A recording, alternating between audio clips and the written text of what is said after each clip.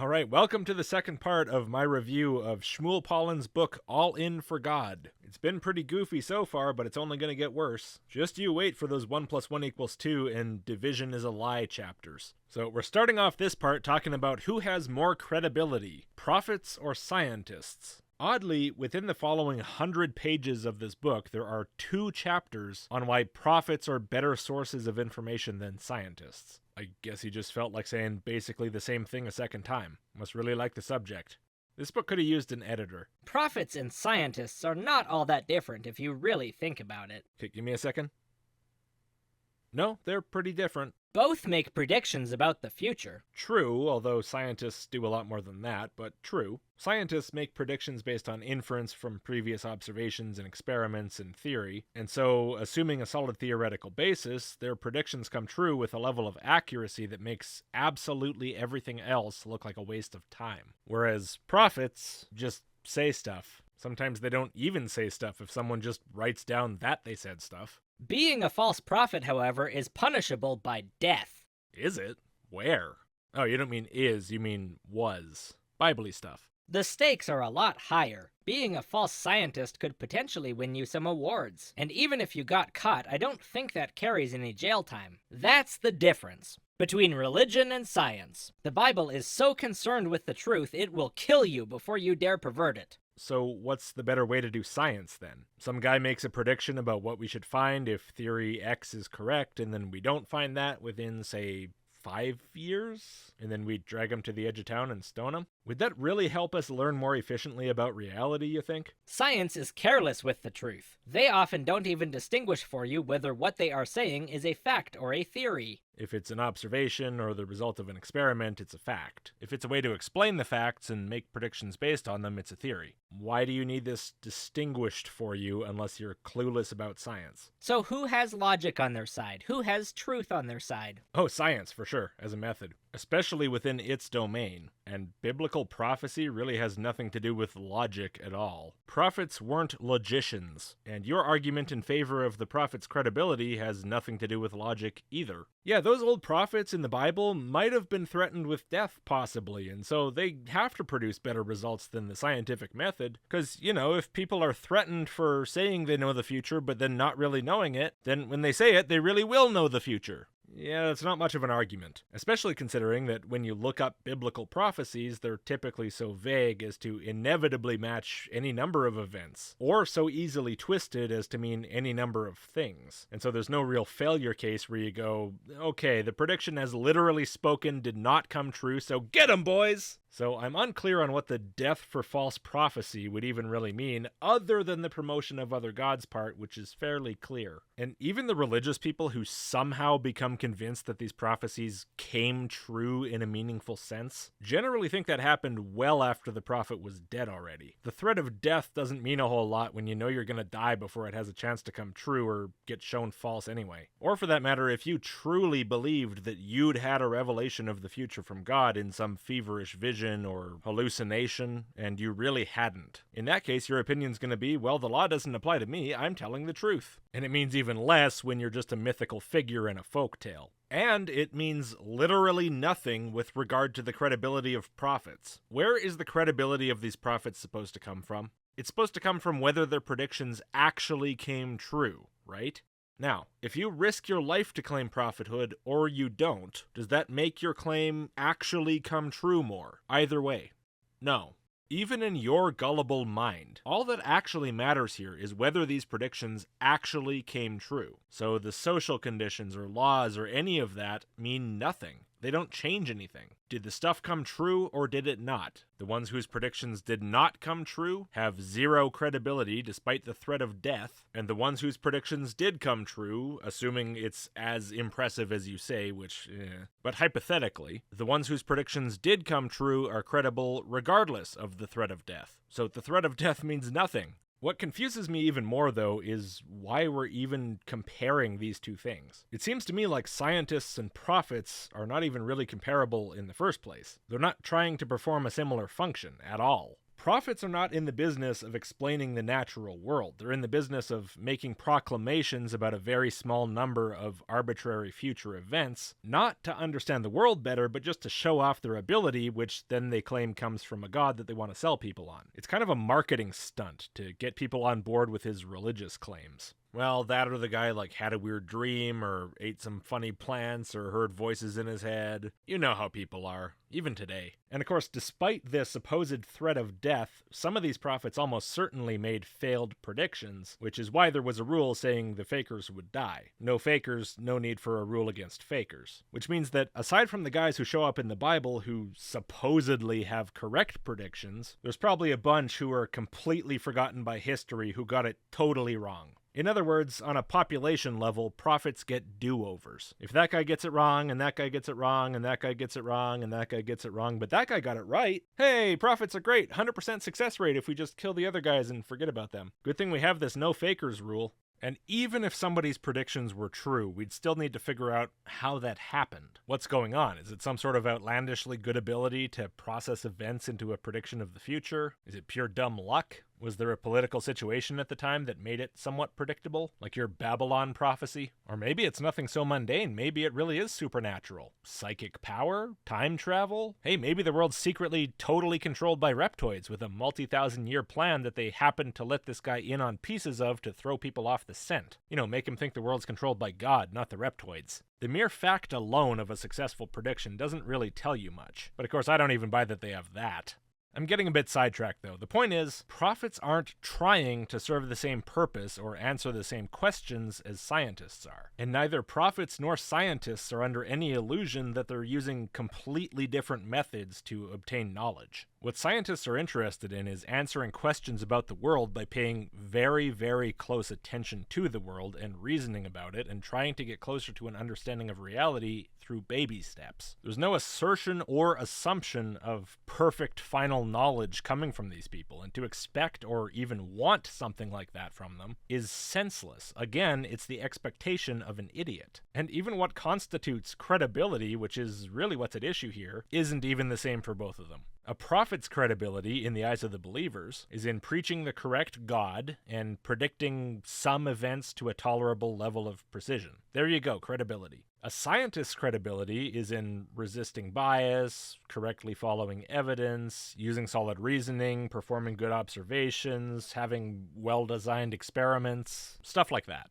So really on every level, this prophets to scientists comparison is apples to oranges. They're different things, they're supposed to be different, and so I have no idea why you think this is relevant to anything. So now we'll get into the supposed problems with science that make following random claimed prophets a better option. One doesn't always see what he thinks he sees. A magician's show fools many. So observation, even with your own eyes from a short distance, is far from perfect. I couldn't agree more, and that's precisely why the scientific method is needed. If you use just mere superficial observation, the world can appear one way, but much more rigorous observation, combined with experimentation and creating testable theories and so on, can show that it's really very different from that. I like that you picked the magic show example because that's one reason I really like to watch magic shows with my kid. It helps to illustrate this point to her. For example, imagine you see this clip. This 5-second clip got copyright claimed, so I guess this is what you get to see now. Wow, he didn't have orange juice in his hand and then he just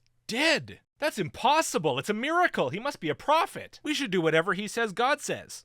It's not quite clear yet at this point, but I'm going to spoil the surprise. This is exactly what Shmuel considers to be science. It's the only thing he considers to be good, proper science. Observation, which he makes abundantly clear in his opinion, means just glancing around at the world, doing no further work, and assuming that your first, most intuitive assumption is true forever and always. Now, you don't have to believe me about that right now. You'll see. Although, I suppose it's probably not hard to believe already, is it? But anyway, of course this is not science. A thinking person is not just gonna watch the orange juice pop into the guy's hands one time and assume that he actually conjured orange juice from thin air. A thinking person might, for example, notice that after he left the podium just before this finale, he never stopped oddly holding his jacket with his left hand. If he were doing this act in person in front of you and convincing everyone around you that he really was given powers by God, you might just ask him, hey, can can you repeat the performance but without the podium or the jacket? Whatever you did, your first thought would not be just observe and believe, because that would make you a fool.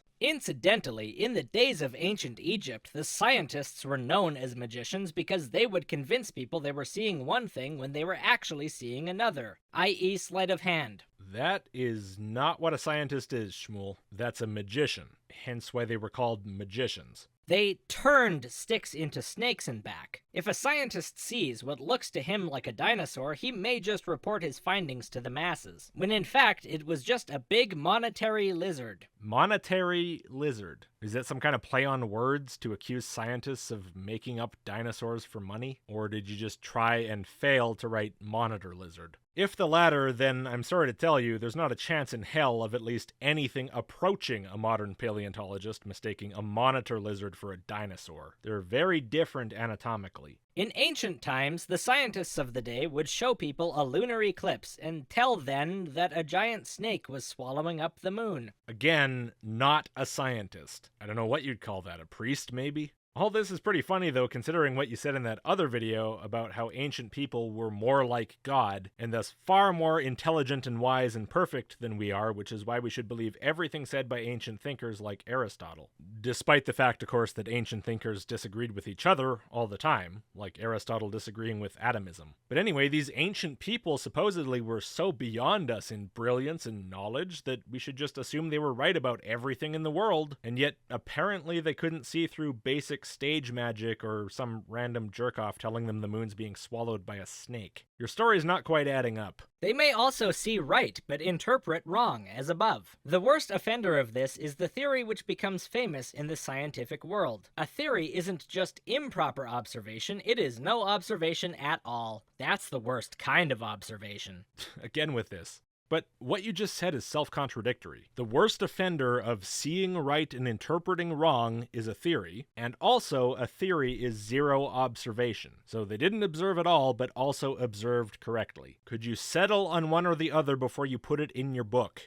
So, improper observation was the first garbage reason why scientists suck. The second one is false testimony, and that's mainly just a claim that scientists are biased because they get paid for their work. Every scientist, however, is a biased observer. His job is to make discoveries and get papers published, and it may be on a deadline. If he doesn't deliver on a regular basis, he loses his job. If he just stayed home and watched TV all day, maybe? So the complaint is that people working in science need to show up and do their job. The research doesn't get done if you don't show up. And you have deadlines, maybe, possibly, sometimes. You don't get unlimited time for every single experiment. What if the data doesn't lead to a meaningful conclusion? He's wasted weeks or maybe months of his time and his boss's money, so maybe he'll fudge the numbers until it looks meaningful. He has every reason to lie. I don't actually know what you mean by meaningful here. Do you mean any result at all? Or do you mean getting your expected result or your desired result? Leaving aside conflicts of interest, because that doesn't apply most of the time, but of course they're a real problem. Are we just talking about some kind of worry about research not having as much impact if the predicted outcome wasn't correct, and then that affecting the likelihood of future grants? Or are we talking about emotional investment, where after you put a lot of time into developing this experiment to see if you were correct about something, and it turns out you weren't correct about something, you might try to find some reason to keep believing you were actually right. You might try to fudge the numbers in your favor, consciously or subconsciously.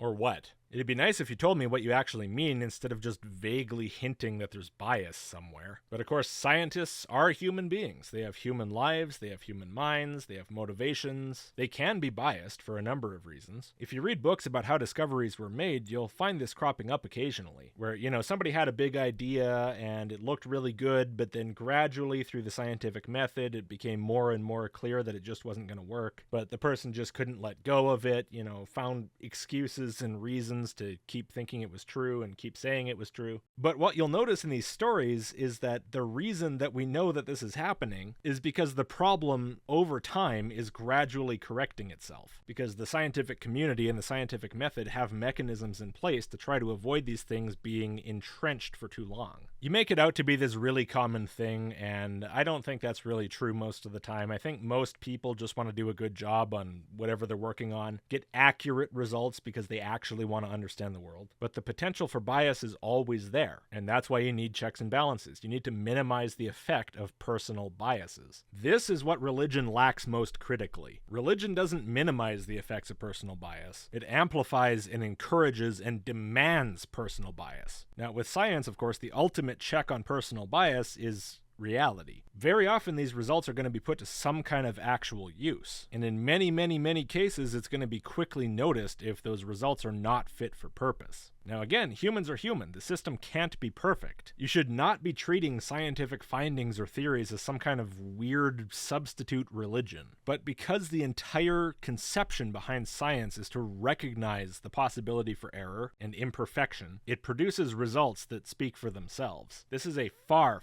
more productive way to generate knowledge about the real world than any other way we've ever had. If you have a better way, I'd love to hear it, except I already know what your better way is because you're telling me right now, and so never mind, keep it to yourself. In a secular example, we are all naturally skeptical of car mechanics. There is a knowledge gap between us and them that makes it impossible to know if we're being ripped off. What a strange example, given the context. We're talking about how scientists are worthless shits because they get paid for their work, and prophets are awesome because they might get killed. So what do we do with auto mechanics? Shut down all their shops and instead get some guy to shake a stick over the engine and tell you it was being eaten by a giant snake before, but now it'll work until exactly 286,000 miles, and then kill the guy if the car makes it to 300k? I mean, that must be better, right? Those fucking mechanics, they work for a living. Why would I assume any of them know how to fix a car?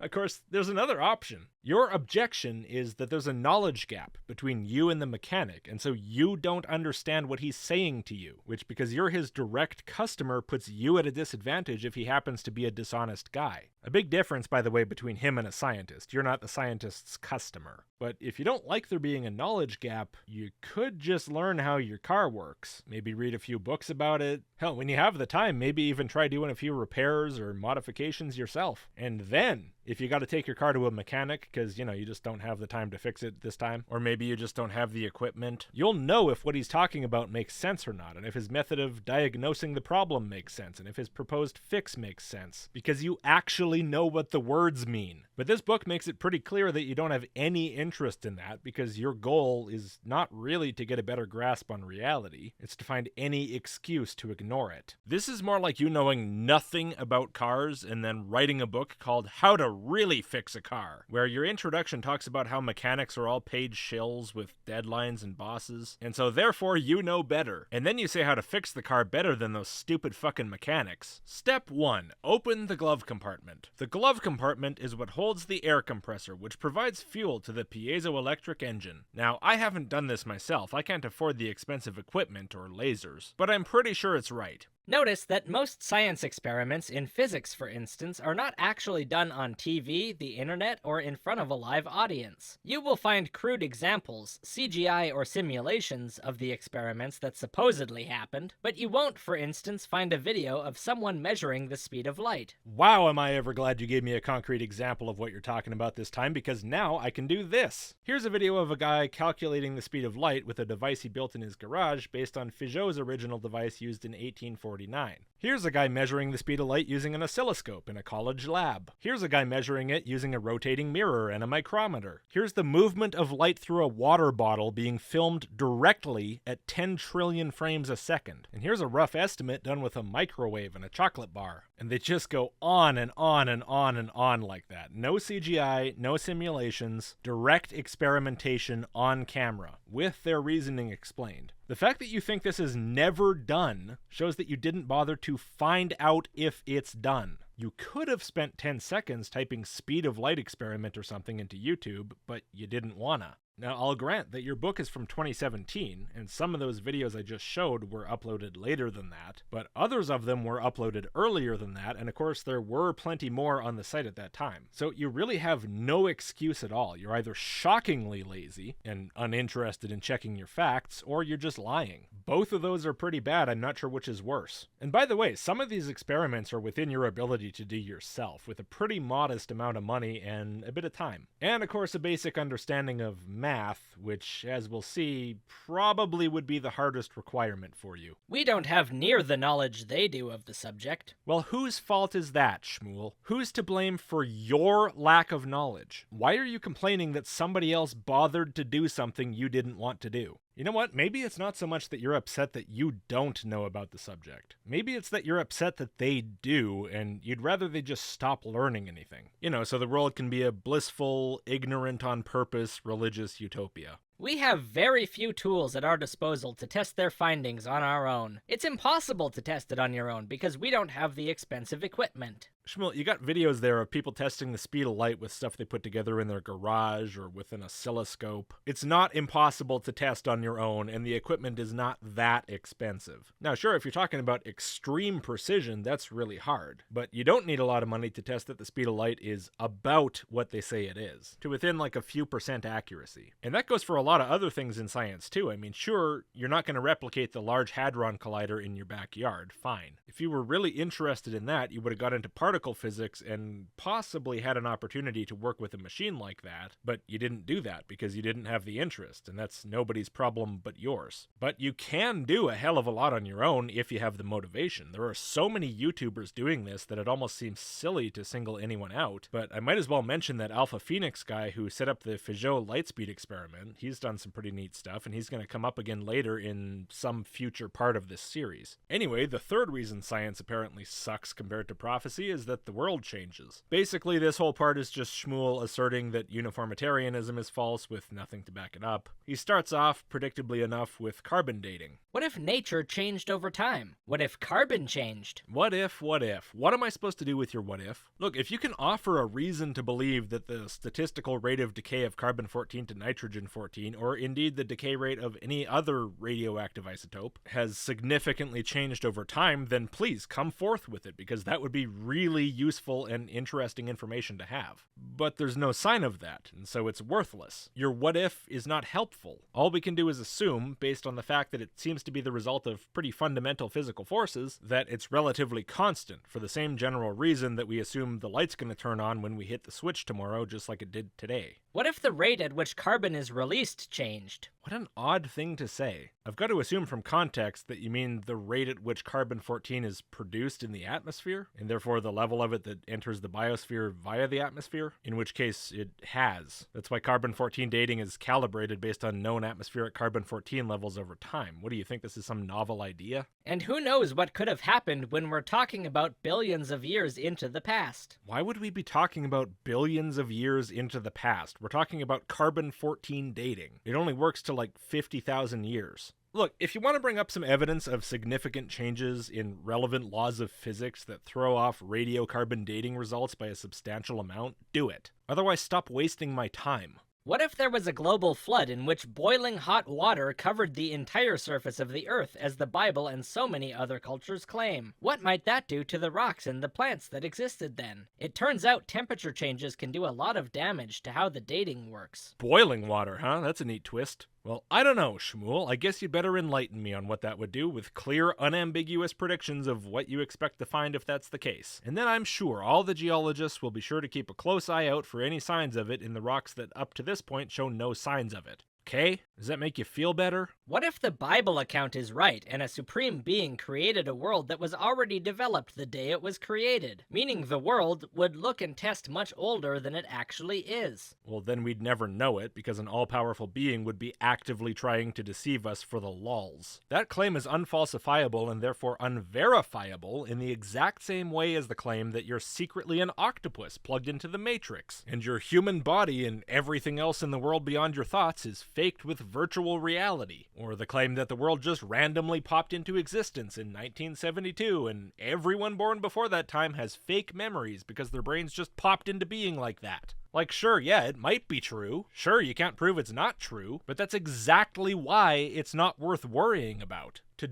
do anything at all ever in your life You have to make some basic practical assumptions, such as that external reality seems to be real, you were alive 10 seconds ago, and that wrecked car on the street is probably the result of a car wreck and not some alien playing a prank. We can philosophically circle jerk together all day, but at some point we gotta quit fucking around and treat reality like it's real. These are all possibilities, not crazy possibilities either, but we will never know the answer to these questions using the scientific method. No, we'll never know with absolute certainty using the scientific method that we're not a brain in a vat or the victim of some celestial prank. Fortunately, that's not what the scientific method is for. It doesn't matter at all. The scientific method is a way to base our understanding of reality on what reality appears to be, on what reality tells us. If the reality is that the universe was made intentionally misleading by God for a joke, or for any other reason, well, there's no way for us to know that, and it's not relevant. Because science is observation, and we can't observe the Ice Age to see if that's where that plant came from. The past is in the past. Not only can we not observe it, no human has ever observed the Ice Age, so all they are actually saying is that if we assume T, U, V, W, X, Y, and Z, this plant must be from the Ice Age, since they weren't there. They have no basis in the scientific method to even claim there was an Ice Age. It's not science, and it's not true, and no one should put their trust in it.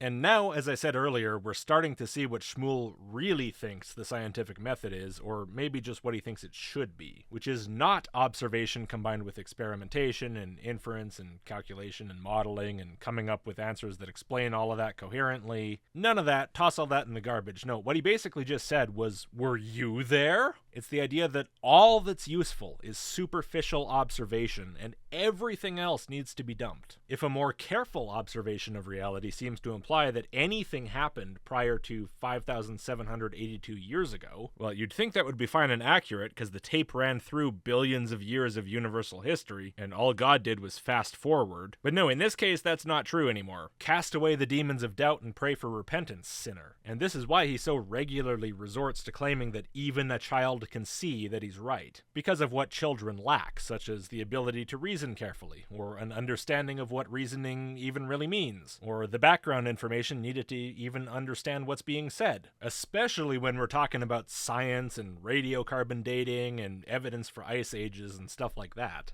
Now, if we had planted a tree in our backyard and we could observe how long ago it was planted, that would be scientific, because there is an observer from the start to the finish. But pathetically, radioactive carbon dating often gets it wrong even when it tests these specimens with known dates. Your example of the failure of carbon dating is a currently living tree. Well, then of course it gets it wrong. Carbon dating is for testing how many years it's been since something died. It has to be, because it's based on the fact that a dead organism stops taking in carbon-14 from the environment, but the carbon-14 it already has in its body keeps decaying. This isn't pathetic, this is the expected, obvious result to anyone who's not too lazy to bother to know what they're talking about. An experiment never happened. It can't happen. Experiments happen to discover the radioactive decay rate of carbon-14, and to discover the carbon-14 to carbon-12 ratio in the specimen, and a bunch of different experiments would have been involved to create the calibration curves to be used, and more experiments to understand factors that can throw off the measurement, and so on down the line. Experiments on experiments on experiments. But yeah, other than all the experiments, there were no experiments. They can only make assumptions. We can't ever find out good results of their prediction unless we have some really good eyewitness testimony from a talking dinosaur who survived until now. Or if we invent some kind of time machine. Ah, so that explains why he thinks there were no experiments. He thinks experiment is just another word for interview a talking dinosaur. Fantastic. Good to know. You know, if all we had was eyewitness testimony from talking dinosaurs or talking humans or otherwise, just individuals, they weren't studying anything scientifically, they just walked outside, looked around, in whatever area they happened to live in, lived their lives, you know, and the dinosaur, he lived for millions of years since the dinosaur age, and now he's gonna tell us millions of years worth of his memories. I'd consider that much less compelling than the evidence we currently have, because eyewitness testimony is notoriously unreliable, whereas the record embedded in the earth, imperfect and incomplete though it might be, is not subject to false memory or dishonesty or or any other of those human effects. Besides which, we'd need some kind of a reason to actually believe this dinosaur had actually been there through those millions of years. That alone is hard to accept. We gotta have some kind of evidence for that first, which again is a scientific claim. It's really odd that you think this is the best possible form of evidence, considering you were just complaining about it a few pages ago when you said this about why you don't believe the results of experiments based on the eyewitness testimony of the people who were actually in the room. There is no oversight from non-scientists. This community is insulated from outside oversight. Whoever is there at the experiment is there. So which is it? Are eyewitnesses great evidence, or are they terrible evidence, or what are they? I'd say eyewitnesses are definitely not enough on their own, which is yet another reason the scientific method is employed. A lot of the scientific method is an attempt to mitigate the foibles of the humans involved, whereas what you propose is encouraging them. Except when you don't like the results and then you whine about them. So Shmuel summarizes the points made so far in this chapter about what worthless, horrible trash science is, and there's really only one I feel like commenting on, although of course you know I could go all day if I wanted to. A school of thought plagued by huge amounts of fraud and grave mistakes, which when challenged have had the challenger persecuted and murdered that which happened to be one of the greatest minds in history, Galileo. Now, this is confusing on a number of levels. The first of which, of course, is that it wasn't the scientific school of thought that persecuted Galileo. He was convicted of heresy by the Catholic Inquisition. And he wasn't murdered, he was placed under house arrest, where 9 years later, at the ripe old age of 77, which is pretty good for the time, I think, he died as some kind of double whammy combo of heart palpitations and a fever. And weirdest of all, the heresy of this man, who Shmuel calls one of the greatest minds in history, was defending the Copernican heliocentric model of the universe, which Shmuel dedicates an entire chapter of his book to calling destructive anti-biblical nonsense, thus putting him firmly on the side of the Inquisition.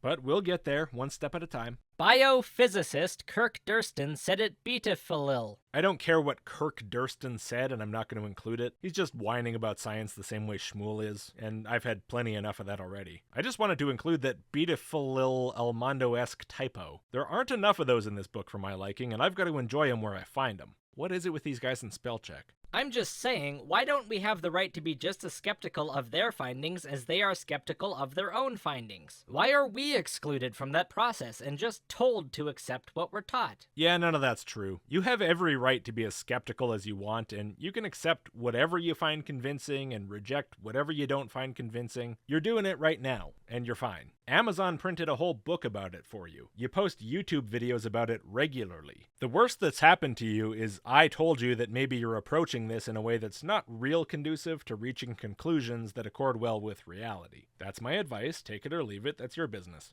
I must admit, though, I'm pretty unclear on what exactly you have a problem with here. I thought you loved being told not to be skeptical, being excluded from the process, being told to accept what you're taught. That's the whole point of your religion. If science were actually like this, you shouldn't be complaining about it. You should be dancing for joy. You're getting more of what you like. Sure, they let us dissect a frog or two, but that's not what made up a huge portion of our science education. Ugh, those oppressive teachers only let us dissect between 1 and 2 frogs in our entire life, and then forced us never to learn anything else or perform any other experiments or observations ever. How could they be so cruel? I'm sure little Shmuel was so intellectually curious and just wished he had the opportunity to do more experiments. While I do want to shatter the golden calf that is accepted science, I also must say how many good scientists are out there doing real experiments and solving real problems we face today. They are certainly out there. Some are friends of mine, and their hearts are pure, and their science is good. I commend them. At this point, I'm really not interested in defining science according to what Shmuel thinks is good science, considering he's made it his mission through this entire part of the book to shit all over anything remotely recognizable as science at all, even if you squint.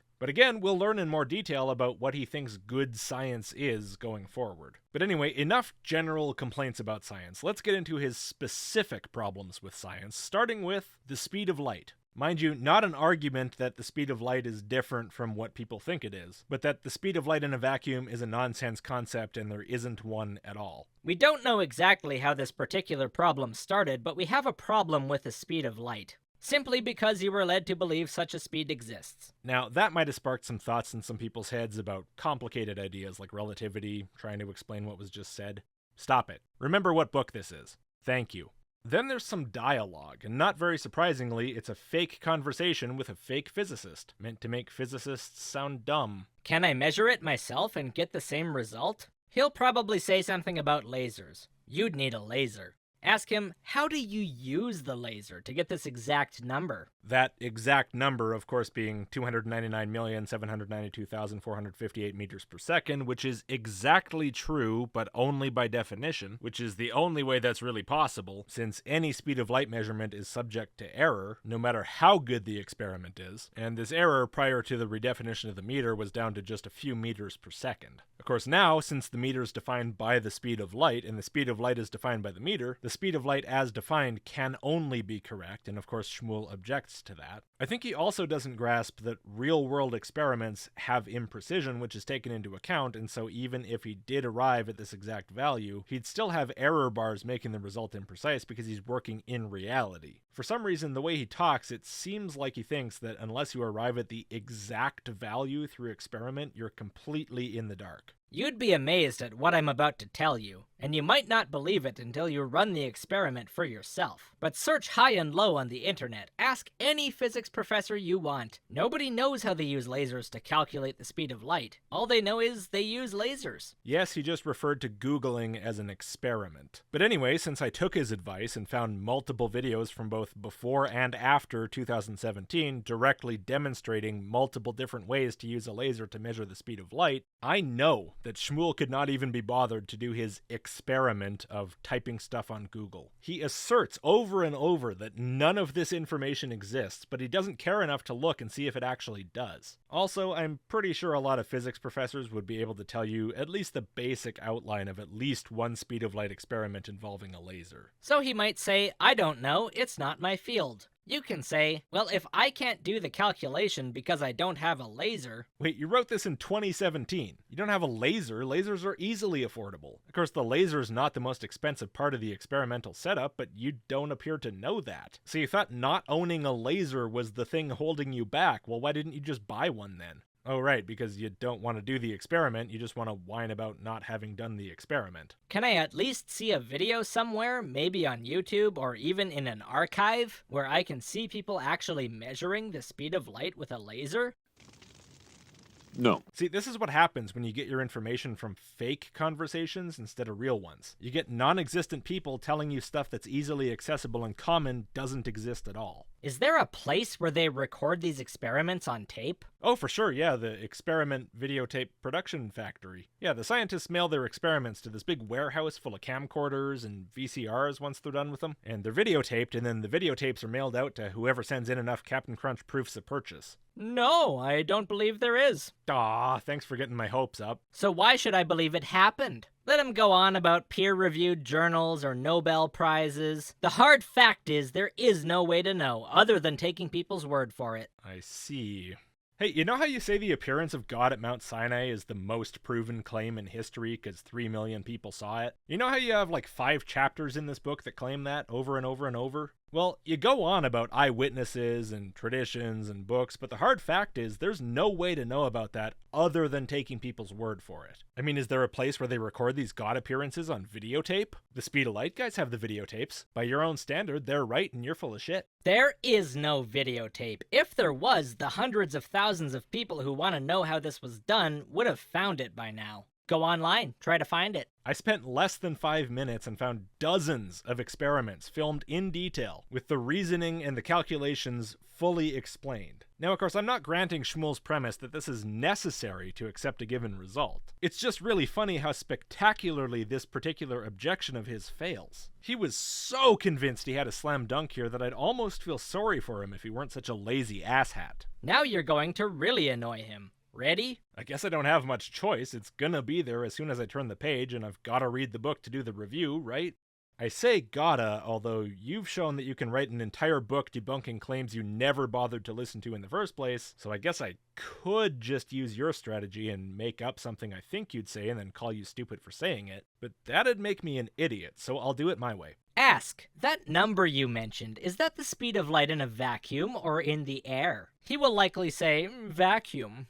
Ask, why did they only discover the speed of light in a vacuum? I thought we were going to use this number to make predictions in nature about solar eclipses and things like that. His objection to referring to the speed of light in a vacuum is that it's supposed to be used to make predictions about events like solar eclipses, where the light is primarily traveling in the vacuum of space, and so we shouldn't use the speed of light in a vacuum. For fuck's sake, I thought he was going to talk about light going through air or water or glass or something, and instead he went with a solar eclipse! Dude, you don't need to fail completely in every sentence. You could take a break once in a while. That'd make my life a lot easier. In other words, science is for life, but life is not a vacuum. So why is it important to anyone to know the speed of light in a vacuum? And if it's not so important, why do we always call it the speed of light, as opposed to another number, which is the speed of light in air? He will not have a good answer for this. I'm sure you'll consider any answer not good, but here's one. The speed of light in a vacuum is not just a speed. It's a consequence of a property of the fundamental nature of space-time. The speed of light in air is based on that same property, of course, but it's obscured by matter of varying densities impeding the propagation speed of the light or whatever other kind of radiation you're interested in.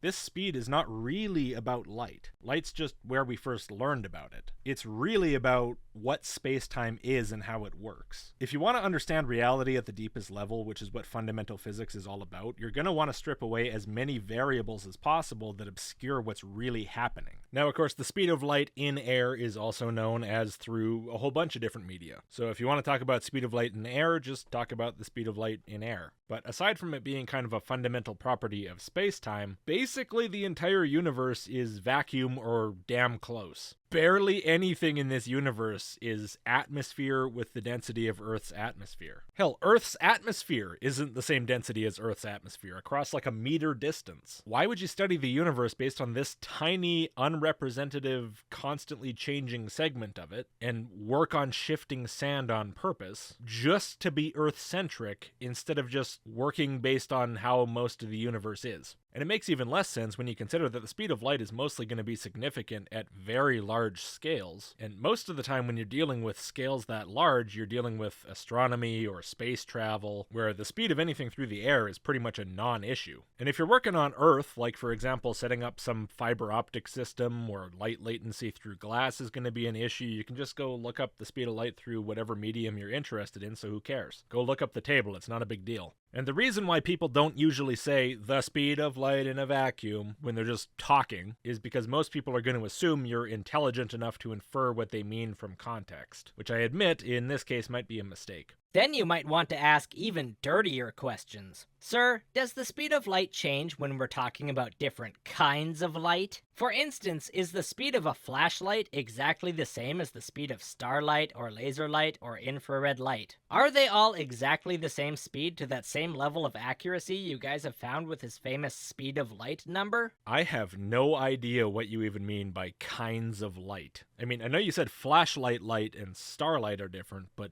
how? I'd guess frequency and wavelength, but I don't think that's what you mean. Flashlight light and laser light and starlight are not wavelengths, nor for that matter is infrared. That's a whole range of wavelengths. I think you're attributing some sort of weird flavor to light that it doesn't have, but I guess the answer regardless is yes. The speed of light's been measured with a number of different wavelengths from a number of different sources using a whole bunch of different techniques that all pretty much agree with each other. Now, I suppose the objection might be that the measurements were never perfect to the exact value, but I'm not going to dignify that by even taking it seriously until you show me some way to measure anything that precisely. Ever. We're not living in idealized math world here. We're in the real world where perfect precision just is not a realistic expectation. And the other objection will of course be that Shmuel wasn't in the room every single time any experiment was ever done, but that's his problem and nobody else's. What kind of light was used in these experiments? Wouldn't you think the speed of light in water is very different from the speed of light going through a magnifying glass? Yes, that's what we were just talking about. Why is no one measuring those speeds?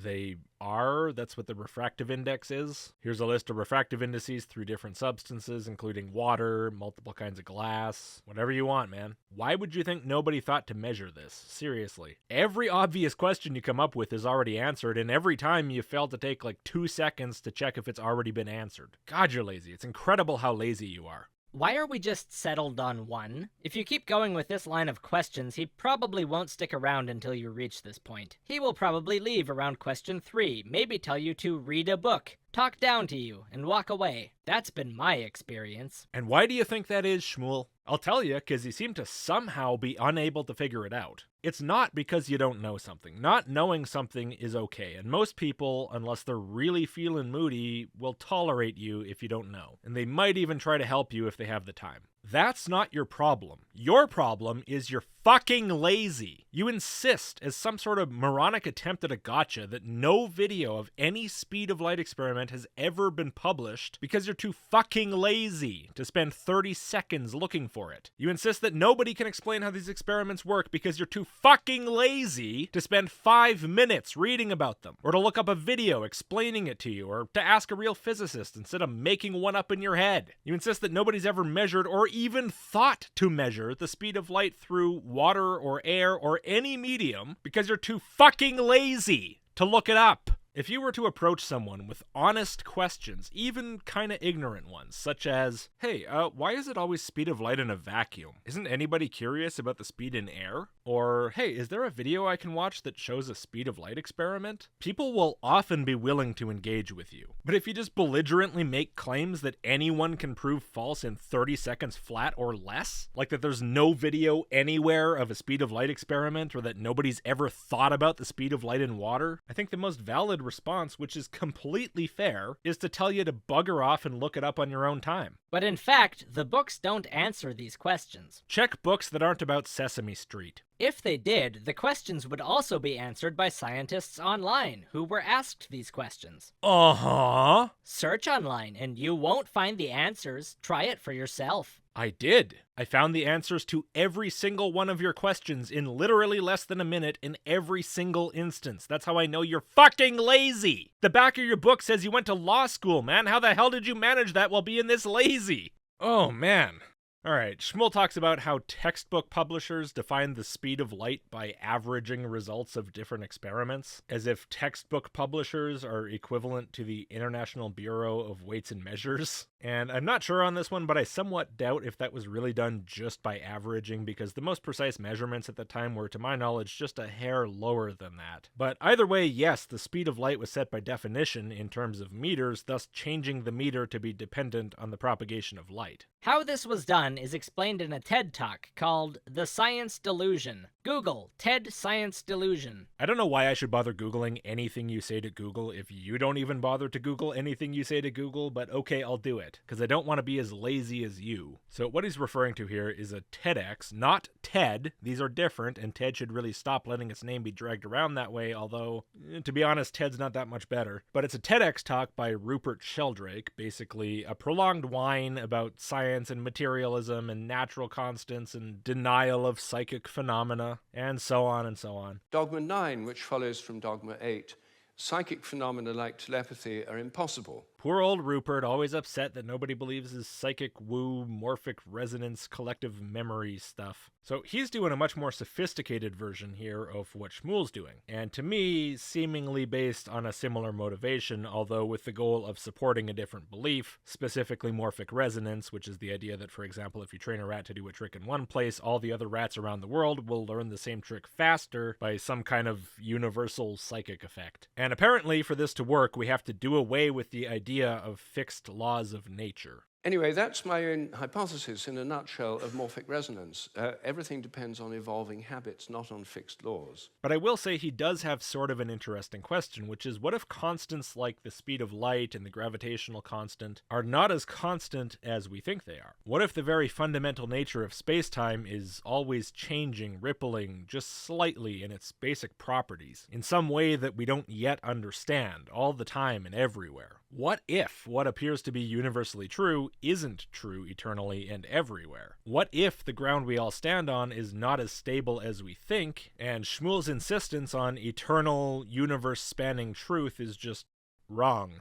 How would we know? Would we know? How could we distinguish a real change in this aspect of reality from slight errors in measurement due to the imperfect precision of our equipment, or as Sheldrake mentions, experimental bias? Especially now that the meter is defined by the speed of light, but even before that. Like I say, I guess it's an interesting question, but in my opinion, he jumps the gun badly by assuming, or seemingly assuming, that based on imperfect or very slightly varying measurements, and a supposed episode of groupthink between the 1920s and 1940s that I'm not really interested in. I don't know if it is what he says it is. I don't know anything about it. Maybe it is, maybe it isn't. That's sort of beside the point. I'll just give it to him. Sure, it was. Why not? I think he jumps the gun by assuming based on that we probably don't just have an issue with measurements, but with the reality that those measurements are meant to measure. He neglects to actually provide a convincing reason to think this is the correct interpretation, and I, probably along with lots of other people, am willing to at least entertain the idea, and it would be really interesting if that turned out to be true. I'm sure there would be all kinds of physicists like frothing at the mouth with all this new stuff they get to deal with. Physics has already gone through similarly earth-shaking, reality-questioning discoveries before. Relativity, quantum mechanics. So I think a lot of people would be really excited about this, but the problem is, all Sheldrake actually does here is say what the idea is, and he doesn't really provide a single reason, compelling or otherwise, to actually think that it's true. It's just like, hey, what about this? That could be neat, and would make room for morphic resonance. Shh. And then he goes on to imply that he thinks it is true. I think the day will come when scientific journals like Nature have a weekly report on the constants, like stock market reports in newspapers. You know, this week, big G was slightly up, the charge on the electron was down, the speed of light held steady, and so on. It's really similar to Shmuel's what if nature changed over time? What if carbon changed? They're like mildly interesting what ifs and nothing more. And the reason why they're brought up at all, even though there's no evidence, is so transparent. It's interesting that Shmuel objects so strongly to unfounded assumptions and interpretations and biases in science when there's not much beyond that on display from Sheldrake here in the speech Shmuel himself recommended. Unsurprisingly, Shmuel talks about the redefinition of the meter in terms of the speed of light. This sounds like nothing short of a conspiracy at a very high level. Somebody is in love with this number and wants the whole world, including the metric system, to revolve around it. Well, I mean, the International Bureau of Weights and Measures is kind of a high level, sure. Whatever, fine, it was the Reptoids. 299792458 is their version of 666. I know it's not as catchy, it's being worked on. I personally do not believe they have any way of measuring the actual speed of light, which is why we cannot find any explanations on how they did it. It's just too fast for anyone to keep up with in any way that I could imagine. Your little imagination couldn't come up with a way to keep up with it. I assume by jogging alongside it, maybe on an extra fast airport people mover. And because you, with I'm sure a great deal of effort, couldn't come up with a way, it's impossible to test through experiment and deduction. Despite all the explanations of all kinds of different ways to do it and all the videos showing you how. If they did it, they should be proud of the way they figured out how to do it. I'm sure they are. But there are no videos of the feat being done, and no explanations one can find online about how they did it. Even on videos I've watched that are specifically dedicated to the concept of calculating the speed of light, they too say it's lasers, and that's about it. It's done in the shadows, if it's done at all. So yeah, you'll accept eyewitness testimony of an ice age from a talking dinosaur, but you won't accept this eyewitness testimony. You are selective in a very odd way. You know, I'm starting to wonder here, is it possible that I've been wrong this whole time and you really aren't just lazy? Is it possible that you really did try to look up videos and explanations and maybe even watched some, but you just failed to grasp anything that was being said or shown beyond the word laser? It's possible. It's hard to believe, but with you, I guess anything is possible. You're the guy who sincerely forgot that babies eat food, after all. Anyway, thank you all for watching. We're not even at the ridiculous part yet. We're just starting to roll downhill now. So come back and join me for the next part. Before you go, please give the video a like and click subscribe if you haven't. If you appreciate the ridiculous amount of effort it takes to go through a book like this, please do consider supporting the channel. A couple bucks a month goes a long way. And huge thanks to everyone who already does that. You're the best. You can get videos a bit early by signing up to the email list at list.logicked.com, and I'll see you next time.